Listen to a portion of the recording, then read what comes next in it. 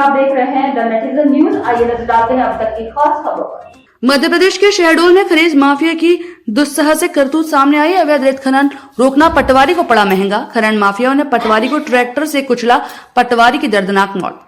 मध्य प्रदेश के शहडोल में रेत का अवैध उत्खनन किस कदर जारी है, खनिज माफियाओं के हौसले किस कदर बुलंद हैं, उनके इस अवैध काम में रास्ते में आने वाले किसी को कुछ नहीं समझते, जिसका नमूना युवा पटवारी प्रसन्न सिंह को अपनी जान देकर चुकाना पड़ा।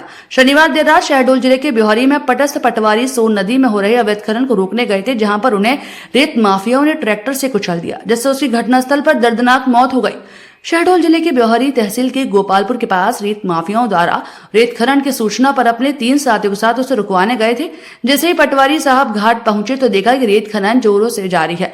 पटवारी ने एक ट्रैक्टर को रोक लिया, तभी माफिया के इशारे पर ड्राइवर द्वारा पलटवारी के ऊपर अचानक ट्रैक्टर चढ़ाते हुए सोन घाट में फरार हो गया। वहीं पटवारी साहब रात भर मृत हालत पर सोन घाट पर पड़े रहे। घटना के बाद वहां लगे सभी अवैध परिवहन कर रहे वाहन भी फरार हो गए। पटवारी के साथ गए कर्मचारियों ने इसकी सूचना जिला प्रशासन को दी, जिसके बाद आनंद फानन में ट्रैक्टर ड्राइवर को पुलिस ने गिरफ्तार कर लिया। बता दें कि 2017 में भी खनन माफिया ने इसी तरह की घटना को अंजाम दिया था और वन विभाग की टीम से हथियार छीन कर ले गए। गनीमत रही कि जब किसी की जान नहीं गई थी। इस बात पर खनिज माफिया जान लेने से नहीं घबराए।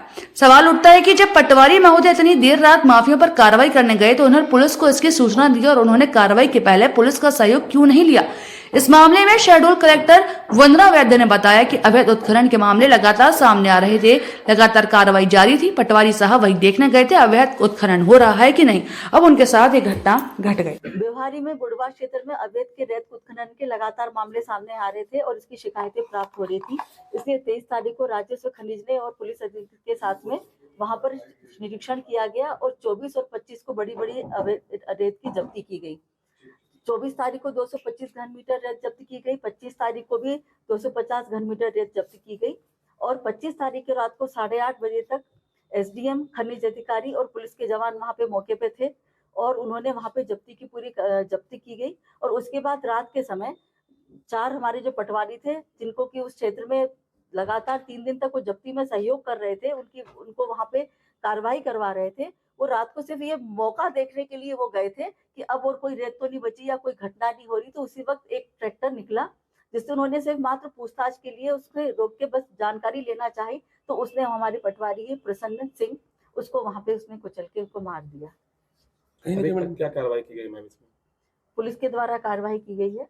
कहीं ना कहीं मैडम ऐसा नहीं है कि अभी लगातार जो है रेत के टेंडर नहीं हुए, इसको लेकर के आसपास के क्षेत्रों में बदस्तूर जो है अवैध उत्खनन परिवहन जारी है। हाँ, अभी रेत का इसके पहले जब भी होती थी इस तरह की कार्रवाई, तो जो भी कंपनी जिसको ठेका दिया जाता था उसको हम लोग जब्ती में दे दिया करते थे।